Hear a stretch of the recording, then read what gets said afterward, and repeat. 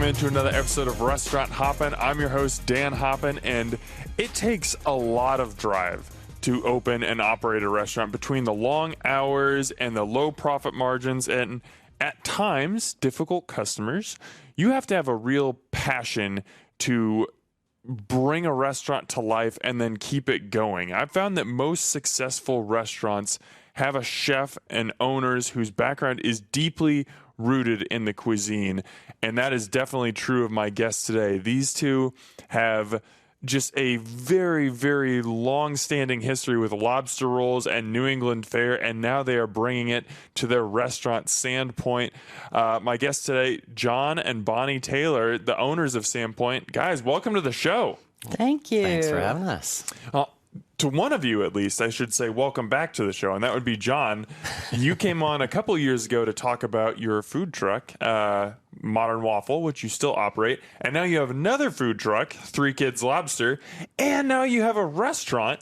We'll get into all that, but I want to start with Sandpoint, and I know that it is deeply rooted in a family history, and I think that's what makes it so special to you guys. But when you're talking to somebody and they haven't heard about Sandpoint, or maybe they come into Sandpoint for the first time, how do you describe the restaurant to someone? You go ahead. I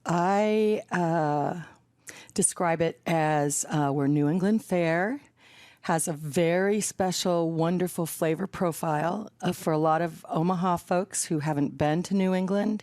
It's really different. They might think that it's going to be spicy like a lot of the other places. New England is not spicy, but very, very flavorful.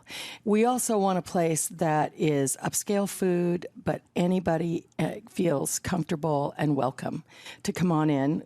We have a beautiful restaurant, I think, and most people are very, very comfortable there. We want them to have a great experience with service, wonderful food. I guess I've said this before.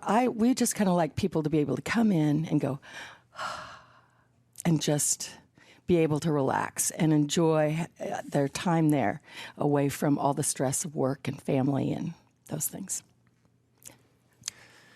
Yeah, I also tend to tell people about our family history with this cuisine and how growing up I spent a lot of time going out to Cape Cod and Bar Harbor up in Maine visiting my family, and that some of my absolute best memories all center around this cuisine, whether it's the whole extended family getting together around this giant table in Cape Cod and having lobster, or going out to this special place on the end of the Cape to get lobster rolls, or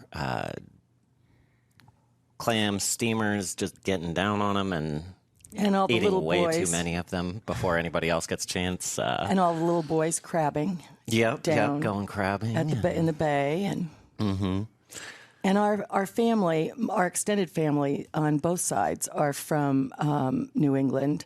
My husband Chris, another one of our partners, his family is all there, and that's why the kids we went to Cape Cod and Mount Desert Island for about 2 months every summer when they were growing up. But my family is also from very rural Maine.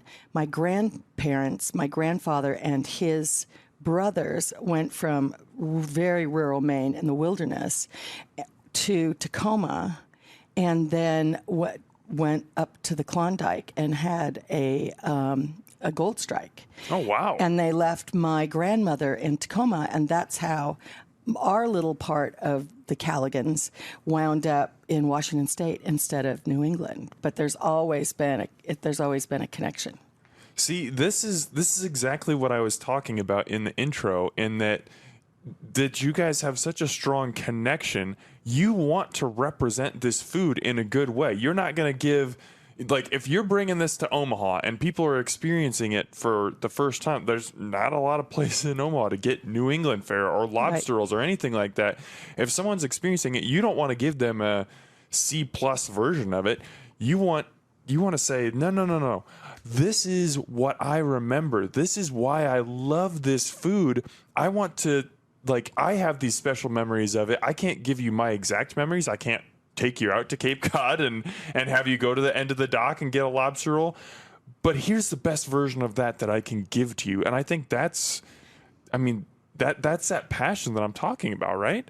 Oh, I love it. I really do. I love this restaurant. And that's why I talk about our family history with the guests, because I want them to understand. I'm trying to give them a space to create their own memories around this food that are just as special to them as they are to me. And I love it. So, And we have a lot of people who come in. There are New England transplants here in Omaha, and a lot of folks who have recently been up to the national park, up to Acadia. And so we have a lot of beautiful pictures of New England, and they always say, I was there. I was at the Bass Lighthouse 3 months ago. And so then they talk about the food that they had, and I said, well, what do you think? And they said, this is awesome. We love this food. So it brings their memories back too. What is it like to get those comments when somebody from the area is telling you, yes, this is what I remember. This is comforting. This is home. What does that feel like for you guys? It feels like success. It's exactly what we're trying to do. It means we're representing this cuisine in a really authentic way, getting the quality that we're shooting for, and the people who really know it and love it are saying, yes, this is it. This is what I was hoping it would be. And it's an amazing feeling because it really means we're doing what we're setting out to do. I just love it. And we work really hard to get the best product that we can get. It's not always easy to get good North Atlantic seafood in Omaha, and we have customers who ask for specific things. We've had whole belly clams, which if you're from New England, you know that. Most people who haven't been there know clam strips, and they really like those. But it took us a year to be able to find a vendor that we could really count on for very, very fresh whole belly clams. Mm-hmm. That's just one thing. We just did lobsters on the half shell. I'm not lobsters. Oysters on the half shell, too. And that took us a while. We wanted to make sure that we could get the best. So, sorry, go ahead. Go ahead. On oysters, that's something, we ran it for a week as a special. But a lot of our specials are us getting the logistics down, seeing if this is a viable option to expand and grow and have a more permanent place on our menu. So we're hoping to get the oysters nailed down to a point where we can have, say, an oyster bar and really have amazing fresh with a wide variety and all the things. So we're always working to grow that logistical side of it so that we can bring even better stuff. That's a point that I want to get back to real quick. But before we do, if somebody's listening to this and they're just like, I got to try this. Sandpoint, located off 114th and Dodge, just north of 114th and Dodge, kind of in that nice strip mall area. There's several great restaurants in there. So that's where you can find this awesome food. I wanted to ask you, though, because the idea of getting like fresh tasting seafood in the middle of the country, I know that there are other restaurants in Omaha that do it well, but still, like in my mind, that just feels impossible. And you just kind of talked about the difficulty of finding vendors and being able to source quality products. How were you able to establish those relationships and find a way to serve seafood that tastes super fresh, even though we're hundreds of miles from where these animals are actually being caught? It's been a process. That we started with 3 Kids Lobster, and we really spent a lot of time and money trying everything we could possibly get our hands on in terms of that one product, just lobster. What is the best lobster we can get here? And that was kind of how we got our toe in the door. And once we kind of figured out a little bit of the logistics behind it, then we were able to really grow that partnership with our vendors. And now they're continually opening new doors for us. We've got an incredibly dedicated team of sales reps from the various companies. Mike Cook, in particular, with Cisco, has been an enormous help to us and has bent over backwards to make sure we're getting what we're shooting for. And he has had to deal with me, and I'm so incredibly picky. And he's really met those expectations and been able to help us to continue to grow and continue to find new avenues that we can go down. And we serve the highest quality lobster that you can get here. And we had to cultivate that because they didn't have enough for us, just for 3 kids lobster. And so for a while, it was really hard to keep up with the demand that we had. But now they are much more willing to work with us with more esoteric things because they know that we really follow through. This is not going to be going down a rabbit hole for them. It's going to pay off for everybody. That's another thing is working with these vendors. A lot of people, I know they expect kind of a one-way relationship here. I'm paying you to do a job, get me my product. And it's not the best way to approach that is very reciprocal. You're really bending over backwards for me, and I'm going to make sure I'm hitting the goals that we set forth, and I'm ordering the quantity, and I'm doing the marketing, and I'm doing all the things I can to sell this product so that you get a return on that time you're putting in to get me this weird product that nobody in Omaha has ever gotten before. So it's really a two-way street, and that respect goes both ways. Sure. And so it's a relationship like any other that takes a lot of work, but is well worth it in the end. It is paying off for you guys. There's no doubt about that.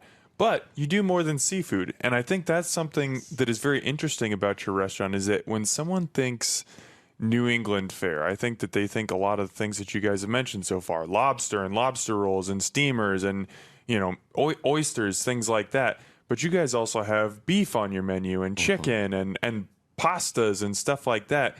When you were conceptualizing the restaurant and how you wanted to bring Sandpoint to life, how did you come to the idea that we want to take this that we have as our memory, but we also have to meld it with the Midwest? We have to give people something that they're familiar with. How did you kind of bring those two ideas together?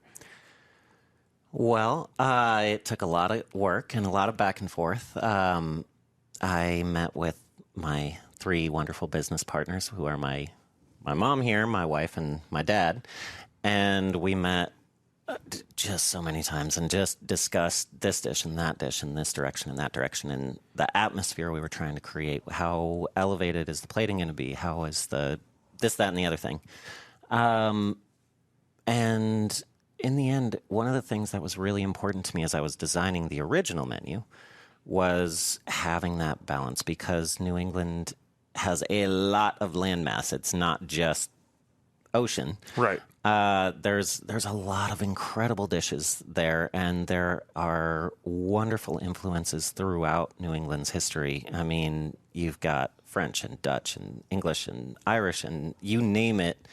And Portuguese. There are, yes, big huge. Portuguese influence in Massachusetts. Really? When I would not have guessed that. The fishing fleet was very Portuguese, and so, yeah. So all these things come together and they create all these different avenues that stay true to what New England cuisine is, but they take it in a way that a lot of people in Omaha don't necessarily expect, like having beef on a menu. They think New England, it must be shellfish. But they've got great steak, they've got great chicken, they've got great, all the same proteins that you get in a lot of other places. And they've done wonderful, unique things with these proteins in this cuisine that's grown forever here in America. They're also really known for their apples. Yes, big time. And especially blueberries. I mean, there's one of the few places on the planet that you can get the wild blueberries that grow there, and they do grow wild. They can't be cultivated. So companies who raise them, they basically purchase or lease the property where the blueberries naturally grow. there's just so much. They have wonderful bakeries. There's a big Italian influence. It's There's a lot to explore. See, I didn't even know that about the blueberries, and now just looking at your menu real quick, you've got the blueberry pie with vanilla bean ice cream. I love that that's represented as well. So you guys, yes, you've got the seafood and the shellfish, but you're representing a lot more as well. I think that's super cool. I just learned something. Thank you, Bonnie. We have fluffernutters. Fluffernutters too. You can't miss a fluffernutter. Is that a big New England thing as well? Yes, for kids. People who grew up there had fluffernutters in their lunch boxes when you went to school, and lots of adults remember that. But lots of people come in and they are thrilled to see it. We just had it on our children's menu because it is like Texas toast, white bread with peanut butter and marshmallow fluff, and it is grilled, and it is really delicious. So we have a lot of adults who will order that for dessert. Yep. But it's special for the kids because they can order it for dinner. They don't have to wait for dessert. That's right. Well, I remember growing up eating fluffernutters all the time when I went out there. So, so that's why it was just naturally. I didn't even think about it. I just threw it on the kids' menu. It's got to be there, yeah. But you know, it's also really important to us that we represent these other sides, other facets of New England cuisine just as faithfully. So whether it's blueberries or apples or beef with our flank steak, our new flank steak is wonderful. It is delicious. Or the beef bolognese or any of these dishes. We put just as much care into sourcing the product, into making sure that we are selling the best beef, the best chicken that we can get our hands on, and treating it respectfully for what it is, you know? And we also really want a group, a family, to be able to come in and everybody enjoy, because not everyone likes fish or shellfish. Shellfish can be kind of strong for some folks. We have our own members in our family who don't like lobster and don't like shrimp, and so My poor brother. yeah, your poor brother. Oh, man. Yeah. But so we want there to be, we're not everything to all people, but we do want to have a variety on the menu so that people can feel comfortable in inviting friends from the office or family members. We've really become a birthday place. Lots of people come to Sandpoint for birthdays and anniversaries and special celebrations. So. And on that same note, we've got a lot of gluten-free. We've got a lot of vegetarian, less vegetarian, more gluten-free. But we do have those options for people so that, you know, we've got something for everybody that still stays in our goal here. And we have a gluten-free fryer, which is really important. Fryer. We have a dedicated fryer for gluten-free. So a lot of our customers have expressed appreciation about that. Yep. And so it is also worth noting, in terms of marrying Nebraska with New England cuisine, we have an incredible chef. And while I wrote the first menu, he made it reality. He actually looked at what I wanted to do. We had lots of conversation about what was the vision there.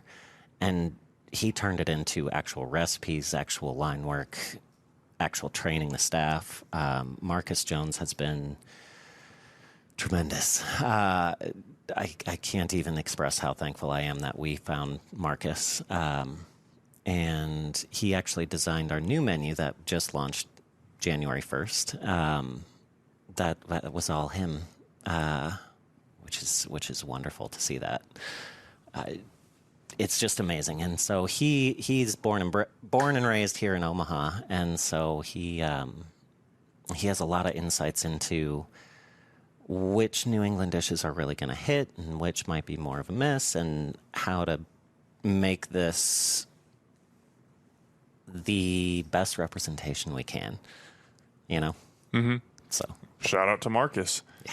So now that we spent like 5 minutes talking about how your restaurant is so much more than seafood, I'm going to pull us all the way back and go in the seafood direction, because I think we have to start with the lobster roll, because that is the genesis of, all of this, of the Three Kids Lobster truck, and then moving, into the restaurant. I think if you ask most people who've been to Sandpoint or know of Sandpoint, what's the first thing you think of? I think they're going to say the lobster roll. Right. And I believe it on your website, it says that's your favorite food, Jon. So I love the lobster roll. you do love the lobster roll. I could eat. I did. You do eat. one almost every day for like a year. So, I do not blame you. I still remember, so I do not have a lot of experience in the American Northeast, but I took a trip to Boston, gosh, probably 8 or 9 years ago now. And I remember we went to a harbor and I got a lobster roll and it just said market price on the menu. And I was like, whatever. I'm here, like, when in Rome, let's do this. And it was like a $47 lobster roll, but it was worth it because it was so good. And I've been searching for that again, and I know that I'm not going to get that exact same flavor in Omaha. It's just not possible. But I've been searching and searching for that. And your roll and Block 16's roll are the only ones that have even come close to it. I go into that big story to ask this question. Like, as you know, you love lobster rolls. It's a huge part of your history. You want to show Omaha this is what a lobster roll really can be. As you're trying to build that and you're talking to all these different purveyors and trying to find the right, source the right product, how much pressure did you feel that I've got to get this right? I need to nail this for people so they can understand why this food is so awesome. None. As weird as that is, that thought didn't even occur to me, which is crazy. Because when we were first getting the lobster roll together, Three Kids Lobster wasn't going to be a whole nother truck. It wasn't going to be a long-term concept. It was going to be a one-weekend pop-up. Like, that was the goal. And it was really, I could not find what I remembered here in Omaha. And either people were using a different kind of bread than I remembered, or a different kind of meat, or whatever the case may be. And I just couldn't find what I remembered. And I was like, I want my lobster roll. And I want to eat it. And you know what? If I want to eat it, I'm sure there's somebody out there who will eat it. And it'll be a fun change pace for a weekend. And so the pressure wasn't nearly as much because I wasn't trying to represent a whole cuisine, or like with Sandpoint, we're really talking New England cuisine. And there's a whole different kind of pressure there to represent that faithfully. With Three Kids Lobster, it was, I love this. It's going to be fun. It's going to be great. And we're going to do it right. And so the driving force and motivation behind it was really so much more internal and directed at me and what I wanted and what I liked and all of these things. And so as weird as it is, just the lobster roll, if you had asked me about just about any other dish on the menu, I'd have a different answer. But with the lobster roll, that pressure really wasn't there because it was just about putting my favorite thing in the world out there and seeing who else wants to try it. That said, I cannot tell you how many rolls we tasted. Mm-hmm. I cannot tell you how many different kinds of lobster from different purveyors that we sampled. And so a lot of effort went into it. The pressure was, this is what I remember, and it's what I remember. And there was a very specific lobster roll out on Cape Cod that I would drive an hour to get them and bring them home for everybody. And when I say everybody, it'd be like 25 of us for the whole family at once. And so that's what he remembered. And trying to find that was not easy. So there was a lot of work that went into it, especially, funny thing to say, the roll itself. I was going to say the bread. The bread makes a huge difference. Yeah. And so getting that bread, because there's lots of lobster rolls. Lots of people make lobster rolls. They're not necessarily New England. But finding that and then being able to keep that, because sometimes we can't get it. Yeah. And I am very picky when it comes to that lobster roll because it is such a specific vision I have in mind. And so For instance, my poor purveyor. The one bakery, for whatever reason, couldn't supply enough, and so it was out. But they have another bakery in another location, and they sent the exact same thing up to me, and I was like, this isn't the same. This isn't right. It's a different texture. It's a different flavor. It's a different blah, blah, blah, blah, blah, blah. And my purveyor looked at me like I was insane. But it was true. Yeah. It was true. They, it's like two different bakers. My mom and I, we would bake cookies, chocolate chip Toll House cookies. We would do it on the same day in the same kitchen, and they both came out different. Mm-hmm. So, and that's the way it was with this company. Mm-hmm. So my poor vendors deal with me.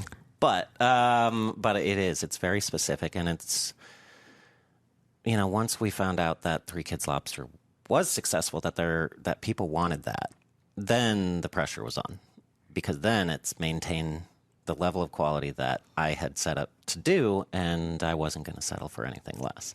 And so that's been an adventure, and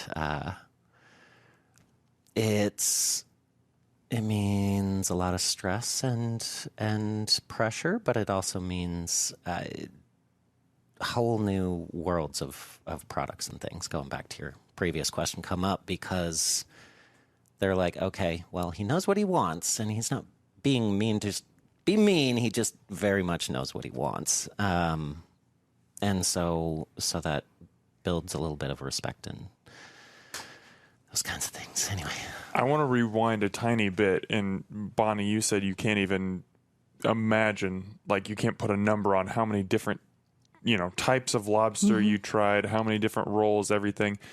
So, I mean, I imagine this is a very long process. What was that feeling like for you guys when you nailed it? When you created that lobster roll and you're just like, yep, this is it. Do you remember that moment? I do. Tell me about it. Go ahead. Me? Okay. Well, we, let's see. We had tried 6 different lobster rolls that day. And I think it was about the 5th one. And we're just sitting around my kitchen table just chowing down on lobster rolls. And my wonderful daughter is just gobbling it up. It was amazing. But about the 5th one, I bit into it and I was like, that's it. This is it. And it was amazing. It was, I fell in love with that lobster roll exactly the way it was, exactly the way I made it that time. And I, passed the platter around and you can talk about your experience. Well, he takes copious notes, so he knows which one it was. And but it was the flavor, but it was also the texture. And that's a big difference between the different grades and the different types of lobster. So it was just that wonderful, wonderful sweet meat with just enough mayo just to hold it together, because we want the lobster to be the star. And we found the star lobster that day. It was the most expensive lobster, of course. Of course, yeah. And but we just really wanted to do it right. And if it was for a weekend, wonderful. But I've heard from lots and lots of people that they haven't had a true, authentic lobster roll outside of New England until they came to the truck. And now a lot of the truck folks have followed us to Sandpoint. So, yeah, it was exciting. And I think we knew we had it. Yeah. We knew we had it. I don't think the success was a big surprise because it was so good. Didn't know how many people in Omaha would like lobster. That was the big question, but not about the product. It was delicious. Well, that's what I was going to ask you next, because, Jon, you said that this was going to be like a one weekend pop-up, and now we're talking a couple years later. There's not only a food truck, but it's like one of the headliner items at a restaurant. What was it about that weekend or Omaha's response or whatever that made you guys reevaluate and be like, wait a second, maybe we've got something here? Oh, it was a little That was intense. So I got there in the morning, and there were already people waiting in line. That's a good sign. Gosh, an hour and a half before we opened. That's an intimidating sign. It was really intimidating. And I was just like, hey, how's it going? Can I help you with something? And they were like, oh, we're just waiting for 3 kids to open. And I was just like, oh, okay, cool. You know, we ended up with a line. We were parked on the front of the patio at Trucks and Taps. And the line was all the way around the building, all the way to the road behind the building. And when we opened, and it stayed that way until we sold out. We did, 800 lobster rolls in 6 hours on that first day. And I thought we had so much more lobster than we would ever need with that many lobster rolls. And we just got slammed. And so I'm like frantically calling my vendor, being like, okay, I need more for tomorrow because I said I'd be open all weekend, and and trying to scramble and get it done. And so we totally got more product in. We got re-prepped, and the next day we sold out in 2 hours. And then it was like, I think this is more than a one weekend thing. Well, we sold 10,000 lobster rolls in Omaha in a little more than 10 months. Goodness So gracious. we decided, Omaha folks like New England food. Yeah. So and from that experience, that was on the food truck, we learned how many people are either New England transplants themselves, or their spouses are, or their extended family are. They've got these great memories. So it really hit a chord with Omaha that I didn't even know was there until we tried it. And that's the exciting thing is everybody has a story. And the wonderful thing about being at the trucks for me and being in the restaurant is I get to hear everybody's stories. All these wonderful stories of family and vacations and growing up, and people love to share their stories. And that's another thing that I like about what we do is it's a place. We want to hear from people. And they love seeing our family pictures. As you know, we've got a rogues wall of family pictures, mostly of the kids growing up in Maine. But yeah. So clearly, that first weekend, you see there's a demand for this product. You open up the food truck, and you've had that running for a year and a half or 2 years now. I mean, it's been successful. At what point do the gears in your brain start turning and you start thinking, okay, we've got these memories of this awesome food in New England. We love that food. Omahans clearly are digging the lobster roll.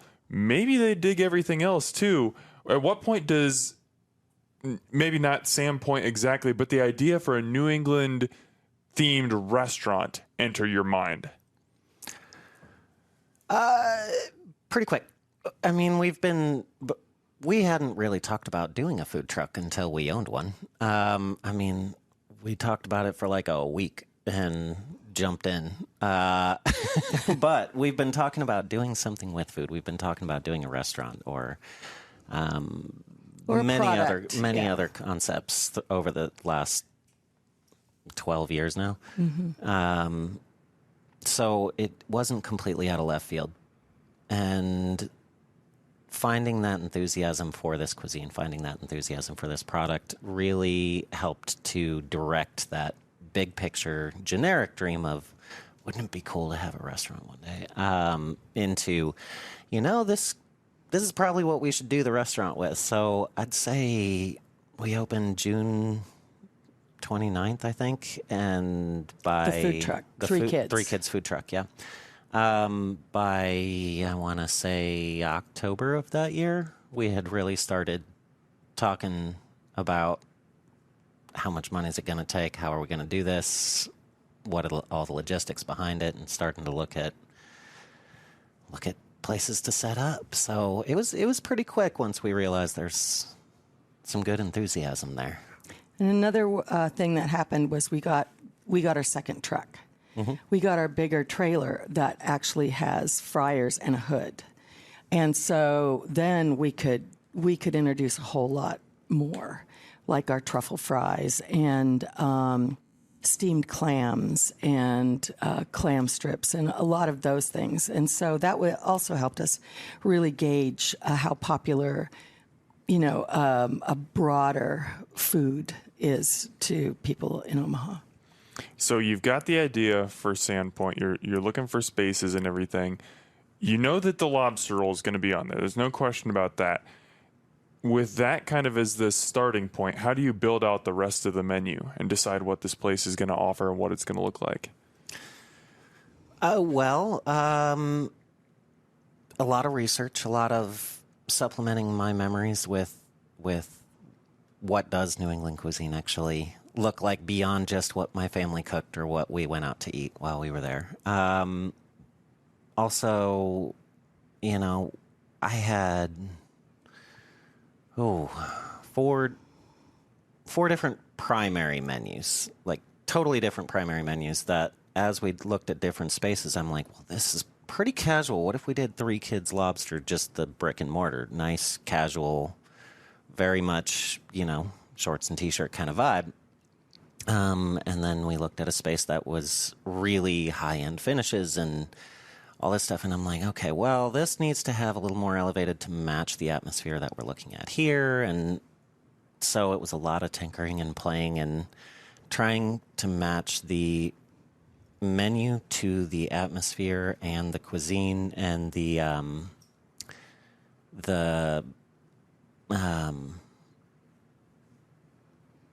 technique level, because a whole brand new staff who's never worked with each other before is going to struggle more than a staff who's had some time working together on a line and working with that front of house together. So with a brand new team, it takes a different approach in terms of technique and things as well. So trying to match all these disparate pieces to be one cohesive whole that supports the rest. I mean, the bar doesn't stand alone.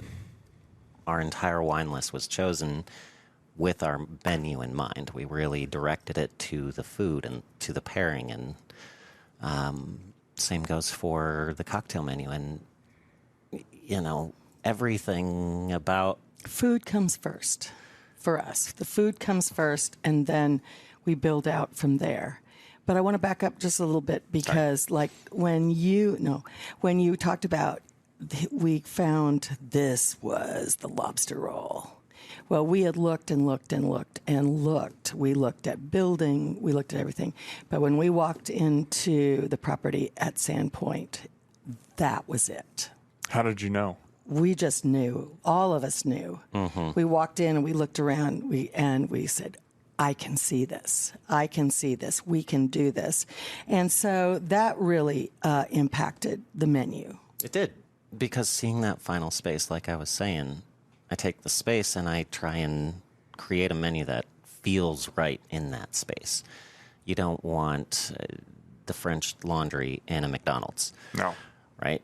Or the McDonald's in a French Laundry. Right. So very well put. You've got to really put all the pieces together. It needs to be one cohesive whole. And when you have one of the aspects of that environment not matching the others, you can use that to make something stand out, but it's going to stand out, and people are going to have strong feelings about it. And that can be a good thing or a bad thing. So carefully choosing what we wanted to stand out and how we wanted to create that whole. It came together very quickly once we found the space on 114th. So now on the space itself, Bonnie, you talked about you want people to come in and be able to have that feeling where it's just like, for the hour that I'm here or whatever, I'm not worried about work. I'm not worried about the stuff that's outside the restaurant. I'm just having a great meal here. And I think part of that is, you mentioned having the pictures on the wall. That is a very homey feeling, and just like it makes you feel at home. What in what other ways can you kind of add that vibe to a restaurant where people just feel like they can come and not have to worry about the stresses that are outside the restaurant for however long that they're there? I think it's totally dependent on our wait staff. They are wonderful, so that you come in, you get greeted, you get sat, and they take care of you, but they don't hover.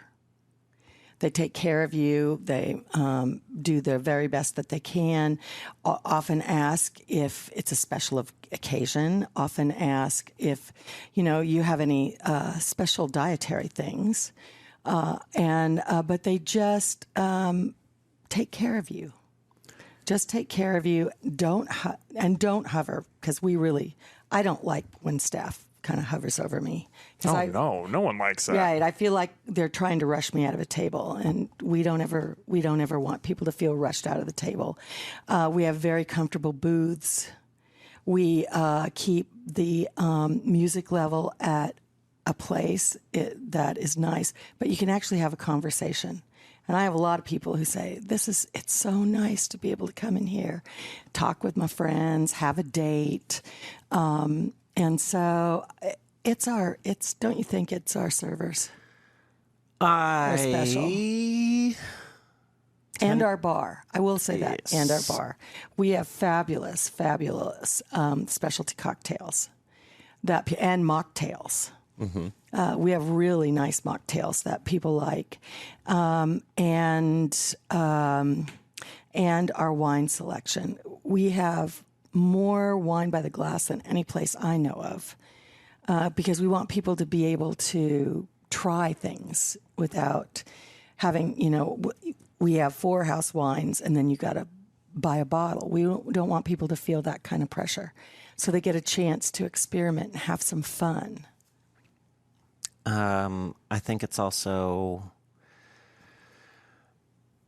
for me, I think it's a more holistic answer. I think that the pacing of the food, I think the plating of the food, I think the prep and execution of the food plays a role in that. I think that the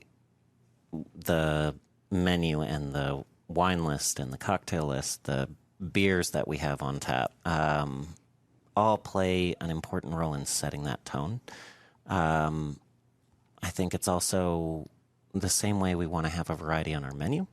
Having a variety of options in the atmosphere itself. So we're not a sports bar. We're not trying to be a sports bar, but, some people want to have the game on and just kind of keep tabs on what's going on. So we always have a college channel on and like an ESPN on, so that, it's not the focal point of the restaurant by any means, but you've got that there, and it's a little bit of entertainment for just relaxing, and you're not like, okay, I need to pull out my phone and see what the score is real quick. It's there, and it helps to build that environment. Using the TVs to have slideshows of lots of different showcasing pictures. Specials and dishes. I love that you guys do that. So so we've got one slideshow that's all of our drinks and our specials for the week, and then we've got another slideshow that's our entire food menu, and it just rotates through so people can see what these things are instead of just reading the words on the page. A lot of people are so much more visual than that. They connect more when they see hand raised. I love being able to see it and have an expectation of what I'm ordering. Yeah, and then you have these wonderful pictures on the screen, and you order, say, the fried lobster tail entree, and it hits your table, and it's what's on the TV. Like, I'm very adamant we don't do any of the wonderful, wonderful techniques that go into food photography. It really is, I have the kitchen make the dish, and I take a picture with my phone. There's not a lot of staging there that we could be doing, but that makes it look unrealistic. I want those pictures to be what's going to hit your table. And so you can really trust that what you're seeing on the TV is what's going to hit the table, and you can connect with the food a little more without just wildly guessing, I think maybe I'll like that. It sounds good. So it's just all these different pieces coming together. And of course, the front of house staff is an enormous piece of that. Whether it's the servers, the bartenders, the management, the whatever, whether you're back in the Cape Cod room or out in the main dining room, I want everybody to feel that sense of peace and just space to breathe. So you've got all these memories and connections that go back to New England cuisine. You've spent all this time developing your perfect lobster roll, all this time finding the right space, and then curating a menu and a drink menu and a staff that is able to execute on these things. So much work, so much time, so much intentionality. What is it like for you guys? I'm going to have it here. Opening day was October 20th, 2023. What is that day like for you? What do you remember most? Oh, For me, it was like the biggest wedding you could ever imagine preparing for. All of the details, all the special details, trying to figure out all the technology. There's so much technology in the restaurant. And, just having faith that all the work that we put in was gonna come together. It did. But of course, there's always, snafus, like the hood goes out, which it did. The hood goes out. Our sous chef burned herself 2 days before we opened. Our chef broke his knuckle in his hand that day. I mean, it was just anything that could happen. It really is like a wedding when you plan, at least in our family, when you plan a wedding, you plan it as best you can, but you just got to go. You just got to be flexible. You just got to go with it. And our customers were wonderful. They were totally wonderful. But it was crazy, wasn't it? Oh, yeah. I definitely remember a certain amount of chaos. But it was so exciting, and it was such a thrill because, like I said, we've been talking about this for like 12 years, and it's the culmination of so many dreams and plans and thoughts. And on that first day, it was, we have guests here. They came. They're here. They actually want what we're given. They're happy to be here. We have a just unbelievably good staff. Mm-hmm. I cannot believe how lucky we got with the people that have come to work with us in this restaurant. So just top to bottom, we've been incredibly lucky and blessed and everything with the people that we've had around us from day one. It's amazing. Well, that's really important to us. It's not just the customers. It is everybody who comes through our doors, our staff, our vendors, our neighbors, the other restaurants in the area. We really want to create a community, and we really want to contribute to the community. And so our hope for our staff is that everybody who comes in will leave one day in a better place, more skills, more certification. We really invest in the people who work with us, and that's just the way. It's just who we are. It's just who we are. Okay, I want to get back to the food real quick. Okay. Yeah. Because I was so impressed when I was doing my research for this podcast. A lot of restaurants, when they say they have a seasonal menu, that typically means we're going to change out maybe 5 or 6 things. And when I went and looked through, you guys, you mentioned it, you opened in October and then you released this winter menu January 1st. I came in, I think it was like mid-November or something for my first meal at Sandpoint. And when I was looking through the menu just a couple days ago in preparation for this, it was wildly different. I mean, a ton of different dishes, and even some of the same dishes had different menu descriptions because things have been tweaked and altered and everything. And I was like, they put in the work here. They didn't just say, oh, new seasonal menu, 2 new dishes. No, this was like, you can come in and have an entirely different experience than you did just a couple of weeks ago, even. What was the thought behind having such an extensive seasonal menu rollout? All credit really goes to Marcus Jones, our chef, on that. He really, really felt that it's worth the effort. It's worth the time and the work and dialing every dish in just perfectly before we get there. He really, really felt that it was important to give people that new experience and to continually showcase what our staff can do, but also more and more facets of this cuisine. And man, he set a high bar for himself going forward too. But that's also the joy. It is. I mean, it's wonderful. If you're an artist, what chefs are, they're artists with food and taste and smell. I think that's really fun for him to be able to have the freedom to do that, to have his wonderful general manager who stands behind him, which is great. And in addition to that we really listen to our customers. We listen to what our customers like, what they're asking for that we don't have, and try to make that happen. So it's symbiotic. It is, absolutely. And like kind of what you're driving at here, I was a little taken aback when I saw the new menu he put out. He was ambitious. I was just like, okay, let's talk about this. And we went dish by dish, and him and our sous chef Chloe blew it out of the water. It was so incredible. Every dish coming out was just amazing, and I love the menu that we launched with, and I also wrote it, so I'm a little biased. I think this menu is even better, and they did a wonderful job. Well, go ahead, highlight a couple things off this menu that if somebody's listening to this, you're just like, Marcus crushed this one. You got to go check it out. Oh gosh, for the appetizers, I'm pretty torn between the whole belly clams and the charcuterie board.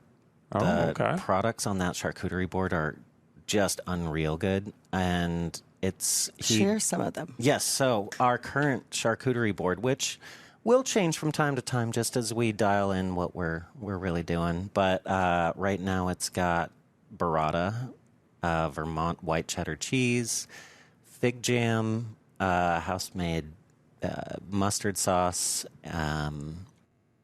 a red wine and garlic salami, venison salami, apple and pear elk sausage, copa, prosciutto, I believe, is on there. Golden opal apples, which are fabulous. If you've never had an opal apple, they are incredible. They are delicious. They look like a yellow delicious, but they are its own thing. They're very sweet, and they have a really nice, crisp texture to them. And also, you got on the menu here house-made focaccia crostinis, which you could have just said house-made focaccia, and I'd be like, whatever else is on there, I don't care. Just give me all the bread. Oh, it's wonderful. Okay. And that's and the focaccia is also on the board. Yes, it is. The charcuterie board. Yes, that's what I was bringing up. Okay, so charcuterie board and the whole belly clams. What else? For the sandwiches, I love our new tuna sandwich. Oh, okay. It's so similar to the old tuna sandwich, which everybody knows and loves, but it's a different take on it. It's on that focaccia we were just talking about, and it's just a little tweak on it, but it has a much more elevated presentation, and you get that herbed focaccia underneath, and it just changes the whole experience while maintaining basically the same ingredients that were already there. It's open-faced. And just to be clear, when Jonathan says tuna sandwich, we're not talking like the tuna sandwich, that your mom packed for you. This is seared ahi tuna. Like, I had the original version. I haven't had this new version yet, but that was legit. Yes. So, this is real good tuna. Chef makes his own everything seasoning to coat it in. It's really just a light sear on the outside and then sliced down. So it is very much sushi grade ahi tuna. It's wonderful.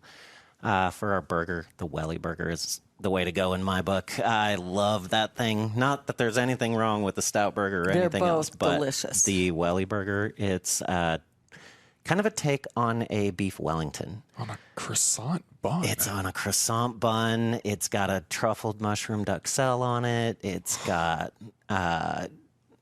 demi-glace aioli. It's so good. Dude, you are killing me right now. We are recording this at like 11 o'clock in the morning, right before lunch. And oh, man, that sounds amazing. It really is. Isn't it a half-pound steak? Yes. Burger? So it It's is big. 8-ounce or half-pound Angus steak burger is what we use for the burgers. So again, going back to, it's not just the fish, it's the beef too. And it's the burger too. We're not just ye old grocery store ground beef. It's a specialty product all on its own right. The flank steak is really delicious. The new For flank the steak. entrees, the new flank steak with the red cabbage couscous and that mustard sauce and the roasted cipollinis. I mean, oh, it's just wonderful. It's winter. It's really a winter dish. You know, all those great things together. But for me, on the entree menu, it's probably the fried lobster tails. Okay. Super weird to be calling that one out because I've never heard of fried lobster before. But oh my gosh, it is so good. It is this nice, crispy, fluffy breading around a whole lobster tail. You actually get 2 whole lobster tails, which is over this wonderful mix of kale and Brussels sprouts and all these wonderful greens and vegetables. It's a dish that is definitely worth trying. And it's deep fried. It is deep fried lobster, so. For those of you who are like listening and not watching, I feel sorry for you because like I'm just, as Jonathan is describing these dishes, like I'm watching him like go to a different place. Yes. I mean, I can tell that you're slightly passionate about food. You like food a little bit. I mean, there's a reason I made food my life, my career. Yes. You know what I mean? Yes. I love food. I love food. I could, man, I'm regretting this because we're up against the clock here. I could talk to you guys for so long. I mean, there's just so much more we could get into with this restaurant, with just your backgrounds, how this all came to be. But the question that I want to leave you with is we're only 4 months into Sandpoint, and it's already made a pretty big mark. I mean, it's gotten a lot of buzz in the Omaha community. As you see this restaurant continue to evolve and move forward, what do you see as the future of Sandpoint? Ooh, that could be answered in so many ways. You know, there's certainly some goals that I'd like to meet. Things like putting in an oyster bar, really utilizing our party room more. It's got a private bar and it's got 50 seats and all these wonderful things, and trying to get that a little more out front and center. But more than anything, I think the future of Sandpoint is just continuing to crush it. You know, make really outstanding food that we are thrilled to be able to offer because we believe in it so much, and continue to have an incredible staff that supports each other and works cohesively together and is happy to come to work, and keep offering that space to more and more people, obviously, to create those memories of their own around this cuisine so that they have their stories to tell about this cuisine just like we do. That's kind of where my mind is for Sandpoint at the moment. What do you think, Bonnie? I think we're going to expand. I'm sure we're going to do an oyster bar. We are probably going to expand into a patio. Ooh, okay. Also in the future, that's been approved, and really want to develop more and more people in the main dining room, but our Cape Cod room, our event room, is really special. It would be great to do classes in. Companies could use it because we have the technology available there. We also want to do special wine dinners, with pairing with different things, and even use food with some specialized spirits to give people new experiences. Jonathan has talked about wanting to do some cooking classes. Yeah. And we'd like to partner with our neighbors, the wonderful wine store next door, and do some things with them. We've talked with them. So we just want to expand our friends. You know, we just want to get more people in the doors and make people happy. Yeah. Well, if you guys keep doing what you're doing, you're going to get more people in the doors because you're definitely making people happy. There's no question about that. Listeners, 114th and Dodge, like I said before, get in here and try this food. And so many people, when they hear about a place like this, I'll tell someone about it and they'll be like, oh, well, I don't really like seafood. There's so much more here. Honestly, I love the lobster roll. Probably after that, my favorite thing that I've had here would be the beef tips and the truffled corn sauce. I trip over saying that. But you can get beef, you can get pasta, you can get chicken. I mean, there are so many different ways that you can go here. This is an awesome restaurant. You've heard these two for the last hour talk about their memories, their passion, how much they've put into this. They are not half-assing it in any way, shape, or form. I can confirm that. Bonnie and Jon, thank you so much for joining the podcast today. This was a true pleasure getting to chat with you. Thank you Thanks so for having much. us. Omaha, as always, thanks for eating with us.